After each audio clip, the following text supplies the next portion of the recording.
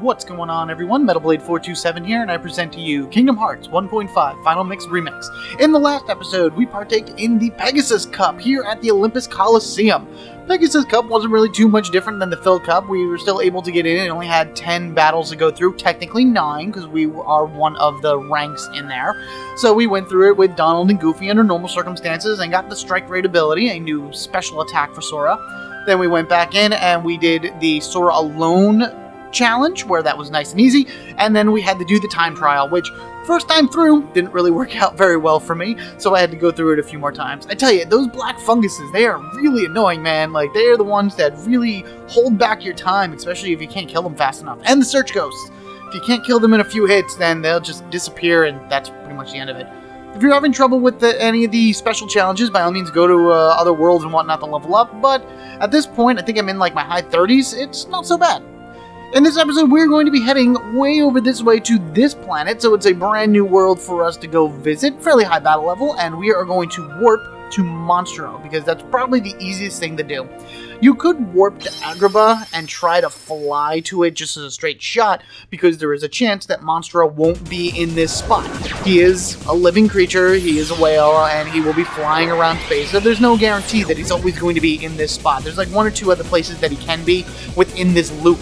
So if he's not there, then obviously he's moved to one of the other ones. And if you need him for anything, you gotta go find him. But let me get, swallowed by him again. Here we go. And I will meet you back out at the World Select screen. So here we go. Oh, so much teeth!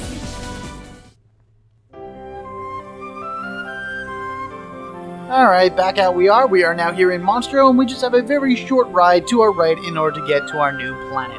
I mean, if you need him for anything, the only things I can really think of that you would need to go back to Monstro for would be if you missed any of the chests in there, or you need to go fight the unique Heartless that is inside of him.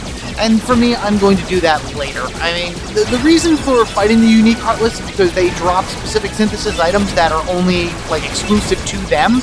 And I believe the one that's in Monstro, I may only need 3 or 4 actual pieces of in order to make stuff. But I'll show all that in a later film, in a later entry of my Let's Play. It is something that I am going to do, obviously, and of course I want to show it off. It's a really cool one, too, but I'll worry about that again later. Not beforehand, as of right now, we are coming upon our destination. See, it was a nice short ride. Didn't even take long at all. Very interesting spherical planet here. We have this weird landmass surrounding, looks like a castle, some boats, and things along that way. Looks to be made mostly out of water, so not really too sure how we're going to be able to land there. I mean, last time I checked, we all breathe air, not water, right? Yeah, let's give it a disembark and see what happens. Okay, guys, prepare for landing. Exactly how are we going to do this? Land where? In the sea? We'll drown. I know, Sora, right? Duh. Not with my magic, we won't. Just leave it to me. Alright, Donald. I leave my fate in your feathery fingers.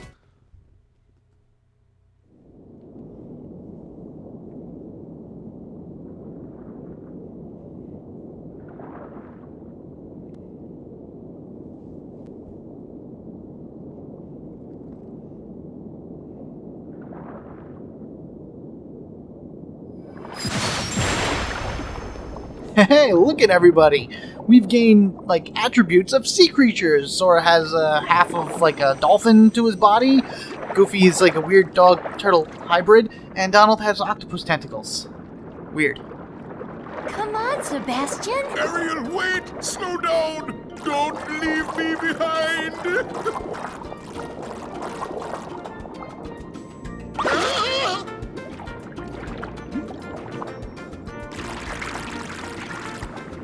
Oh, relax, Sebastian. They don't look like one of them. Right, Flounder? I don't know.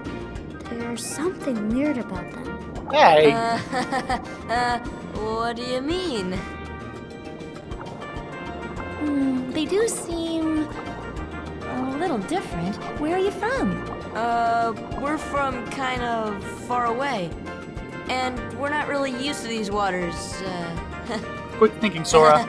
Alright, let's not make it awkward now. Oh, I see. In that case, Sebastian can show you how we swim around here. Ariel! King Triton will not like this! Oh, don't worry. Easy for you to say. Okay, it's time you learn how to swim properly. Don't blame me, that's how Sebastian talks, okay? Alright, using the left stick to swim around, you press circle to rise and square to dive. You release them in order to stop rising and diving. So now we have a whole new dimension of moving rather than just left and right and whatnot. We have to go up and down in all different ways. We're going to be practicing swimming by going and tagging Flounder. He's going to be at different levels in different areas in this one particular area, and we got to swim to him in order to touch him and then move forward. But first off, we have a bunch of new characters that we need to get introduced to. Let's start with our red crabby friend over here, who I'm trying to get a good image of because it is very difficult because they're just kind of hanging in midair, or mid-water, whatever. This is Sebastian, first appearance in The Little Mermaid in 1989. He is Triton's concert master, a musical genius. The little crab is also responsible for keeping an eye on Ariel to ensure her safety. Whenever she leaves the palace, he's on pins and needles. So he's kind of a worry crab, per se, because Ariel's always getting into trouble, always getting into some type of mess and bind and whatnot, and he can't really do anything. He's just a little crab. Though Ariel can really take care of herself, that's for sure. Anyway, as you can see right here, we can rise and fall or go up and down, ascend, descend, whatever you want to use, depending on whatever buttons you push. And now we got to go over here and say hi to Flounder. But before we do that, let us see about our blue and yellow friend, who's not really a true Flounder, he's just named that. Flounder is Ariel's trusted friend. He will do anything for her. He's small and not exactly brave, but he'll never leave Ariel's side, even when it means facing danger. Remember his scene in the 1989 Little Mermaid film where they had to outrun the shark inside of the sunken ship, which we'll actually be seeing a little bit sooner, which is pretty cool. Alright, tagged for you, Flounder. There we go. He's going to move around. Kind of weird how Sora had that like awkward laugh in the beginning. I'm telling you, he's like, a pretty girl comes in front of you and talks to you, especially wearing what she's wearing. You're just like, sweat, especially underwater. Anyway, as Flounder moves up and down, you can lock onto things, and locking onto something does make it a little easier in order to swim, because if you swim at them while you're locked onto it, you'll actually auto-ascend or descend depending on where you are. And I think this is the last one that we have to go and say hi to Flounder. But before we do that, I just want to kind of look over our guys right here. Donald looks so funny with octopus tentacles. Like, out of all the things to give him, it's so weird. And then Goofy is this turtle-dog hybrid. I guess it works because he has a shield, shell and whatnot, so. Good job! Now let's move on to self-defense. Sebastian! Eh?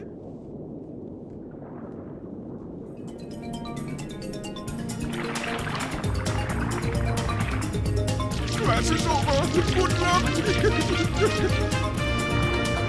Alright, so we have a little bit of a battle to go through here. These are new Heartless, obviously, but I'm going to go over them a little bit later, mainly because there's only 5 of them, and this ain't going to take too long. A few strikes, and as you can see, we already have 0 left. Perfect. Excellent. So now Ariel comes out of her little hiding area, which is a little upsetting. I want her to fight with me at this point, but in a little bit. And in order to open up this shell, we got to whap it on the top, or head, or whatever it is. I don't exactly know the anatomy of a clam, per se. We have a save point in there, very good. Those creatures chased us here. Uh-oh. Oh no, those monsters might be heading for the palace, too! Again, that's how he talks. We better head back right away. But what if we run into more on our way back? Which you probably will, actually. I'm sorry, but we need your help. Please come to the palace with us. You got it, honey. I will be your knight in shining armor. Definitely. Or fish in shining scales. Whatever. We have to follow the trident marks in order to get back to the palace, so it's a pretty easy way to go. And as long as we follow them, we will not get lost. No problem. I say let's get going. In addition to that, we get a brand new party member. Ariel actually joins our team. How awesome is that? And she is absolutely going to be replacing Donald because she is just as good, if not better, than Donald, at least at this point in the game. Here she is, our favorite redhead with awesome seashells. Yes. Ariel from The Little Mermaid in 1989, the youngest daughter of Triton. king of Atlantica. Outgoing and full of curiosity, Ariel hates being cooped up in her father's palace. She dreams of visiting the world on land where people live. Well, I'm not sure exactly how much of that actually exists in her particular planet in this game, but you see little bits of sun here and there. Anyway, Miss Ariel comes with us with a bunch of things equipped. This is the only reason I didn't go into here, because when you go into like your guy menu, they're swimming at you, so it's a little bit different than them walking. Ariel has a bunch of items on her right now. I think I'm going to take these others off her hand because I like them better. She can hold on to the potions. She'll probably use them sporadically for no apparent reason, so whatever. Yeah, I'm going to refill that up. Good, I like it. Anywho, equipment-wise, Ariel has no weapon, very much like Jack Skellington. She attacks using her fin to whap them around and all that other stuff. She'll charge at them and do all kinds of cool things that way. She does have a bunch of accessories on her, leave them on her, specifically the Thunder Ring, because for some reason underwater, thunder seems to be more potent. Well, I shouldn't say for some reason, it makes sense. As far as special ability goes, Spiral Wave. Charge at a target with a spinning attack, very much like Goofy's Tornado. Very cool ability for her to use, something you want to keep on her. She has Thunder Magic. It's called a potion, but it's pretty much the Thunder spell, so make sure that stays on. And then she also has a Cure Potion right below that, which acts, of course, as a cure, and why she is just as good, if not better, than Donald. Because not only does she have a cure ability, she then also has the arrow ability. So you have a good Thunder spell for underwater, you have Cure Magic, and you have a Shield Magic. She has MP Haste and MP Rage to gain back some more MP as you go through the fightings and all that stuff, so keep her magic up nice and high. And then most importantly, she has Lucky Strike, because there's a lot of items for us to collect. Second Wind is just Second Wind, why not? She has an additional MP Rage if you want to swap that out with Second Wind, and she has a Treasure Magnet, which wouldn't be so bad, but I wish she had maybe one or two more AP in order to put it on. But hey, whatever, what can you do? She's really good the way she is, just set up right there, so I'm going to leave her that way. Customize-wise, of course, we're going to switch things around. Need her to kind of conserve that MP a little bit, hopefully heal me more than use anything else. But that's Ariel for you. Very good. Okay, she will be following us around now, so why don't we head through here and see what this new world has to offer to us. So many places to go.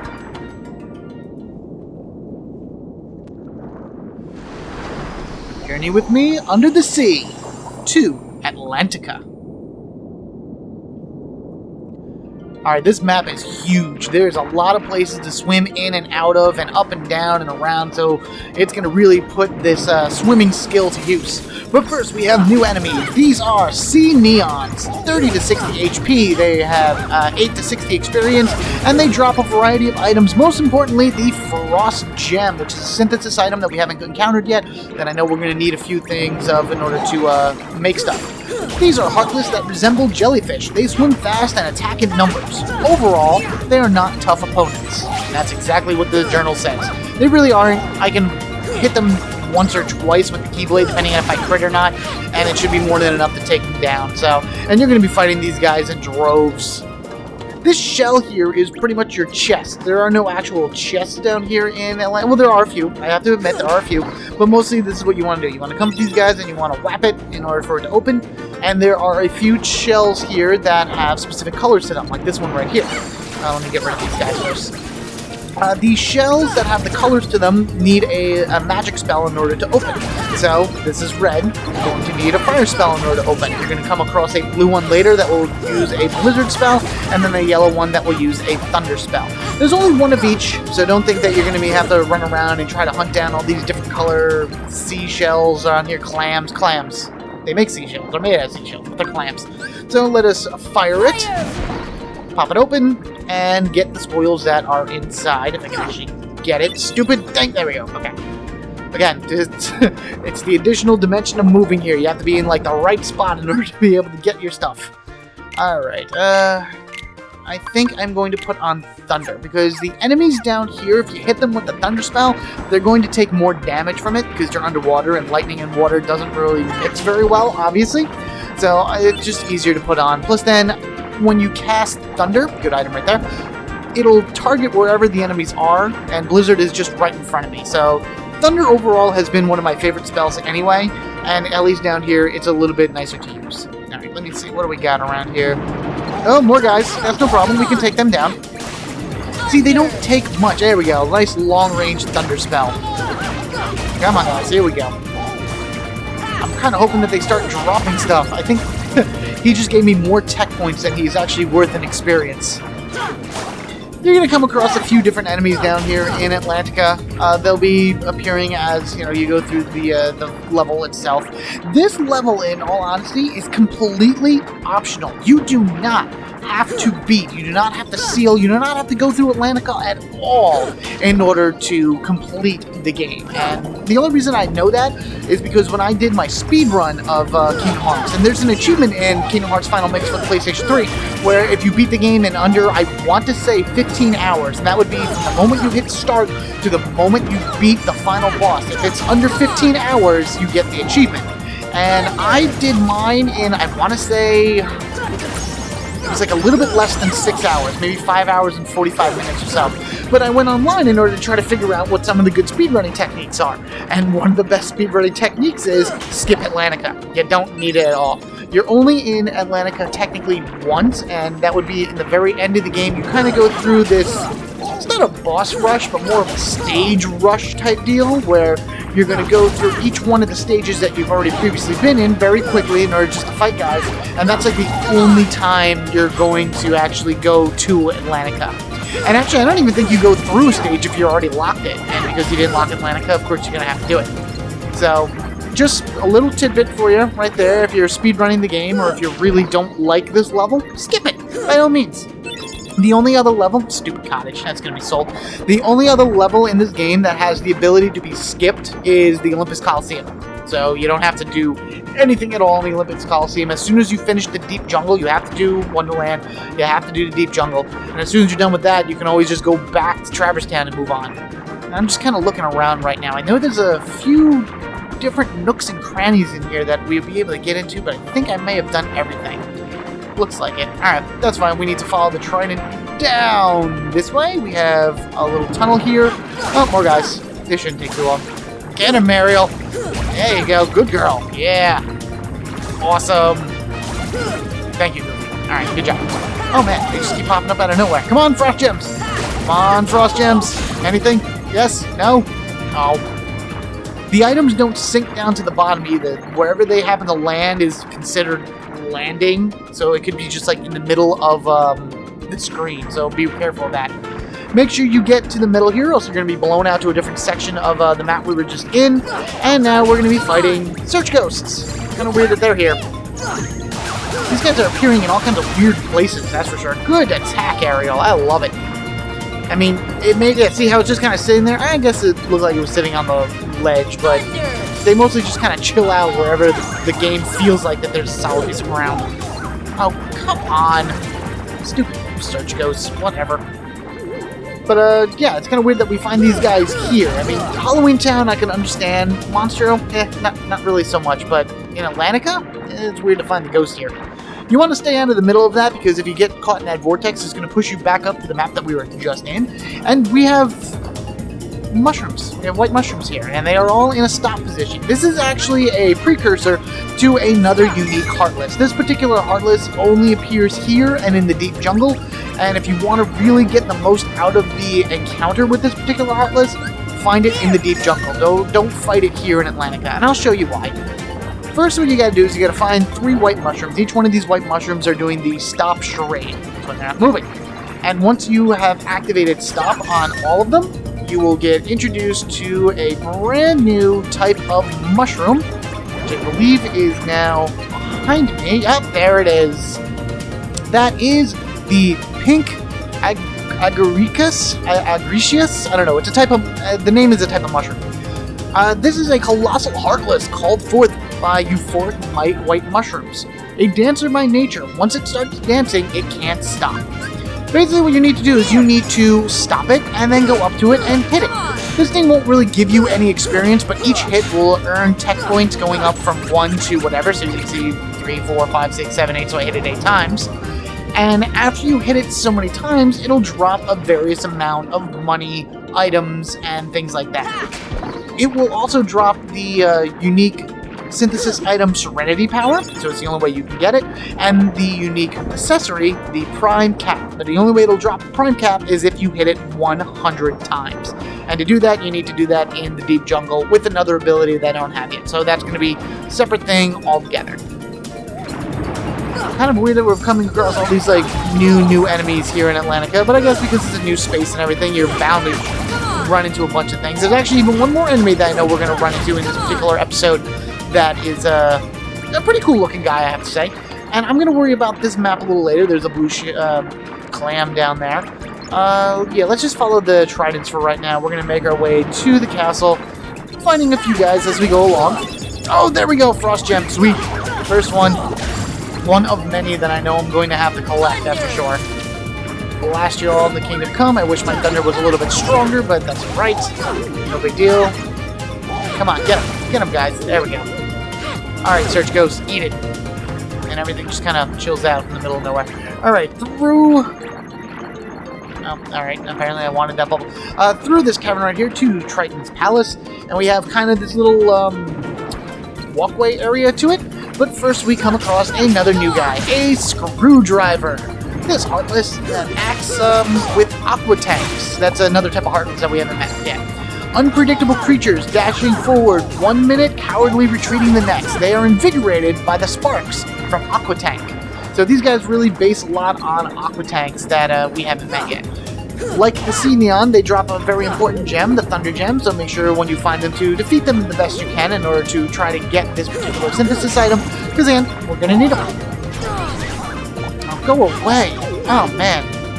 I want to beat this guy up, so this way I can start collecting I want to keep calling them chests. They're technically chests because they have items in them, but whatever. Alright, white one, whap it, good. And what do you got? A Mega Ether. Alright, cool. Very nice. And I know there is another one. Where is it? I swear I saw it. Oh wait, we have a yellow one over here. Okay, so here's our thunder one that we can use. So let us cast that. It'll pop open. Take the item inside. I believe it's another Mithril Shard. Yeah, all the special ones here, the ones that require magic to open, is Mithril Shards. And just to point it out, this is the only Trinity mark here in Atlantica. It is a white Trinity, which was actually even in the original Kingdom Hearts as well. I know that they added Trinities to the game, but the white one here in Atlantica was always in the first Kingdom Hearts as well, or the original Kingdom Hearts, so it hasn't moved at all in Final Mix. I still believe there's another clam here that has an item. Ooh, speaking of item, I'll take that, thank you. Or rather, have been a gem, but that's okay. I'm going to take a quick look around. Hold on one second. I know that it's here. It's got to be around this area. Oh, wait a minute. Maybe? Was it there? Aha, there you are. I knew there was another clam in the area. Whap! And we get a cottage. Very good. Alright, that's it. It's just selling fodder as far as I'm concerned, but every little bit counts in the game. Because I believe, if not this level, then after the next one, the brothers are going to have an updated shop again, so it'll be more stuff for us to buy. Off we go to the palace.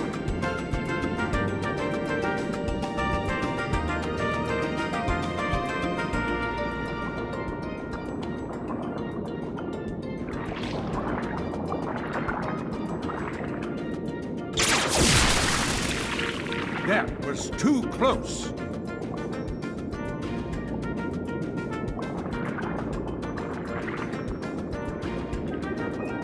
As long as I have my trident, I will not tolerate those creatures inside this palace. Daddy? Oh, Ariel, when will you listen? It's dangerous out there. Strange creatures lurk outside. Hey. Behold, you swim before the ruler of the seas, His Majesty King Triton. And who are they? They helped us fight off those creatures. They don't look familiar. We're from an ocean very far away.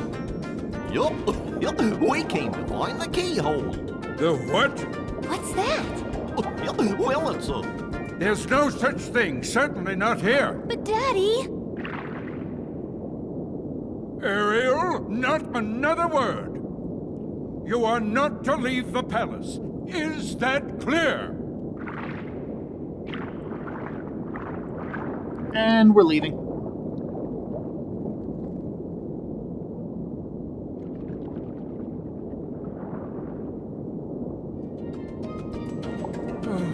Perhaps I'm being too strict. I'm just concerned for her safety. Of course, Your Majesty. But I must admit, now I'm quite curious about this keyhole. That need not concern you, Sebastian. Have you anything to report? Just as you suspected, Your Majesty, they seem to be coming from Ursula's grotto. I knew it. That sea witch is up to no good again.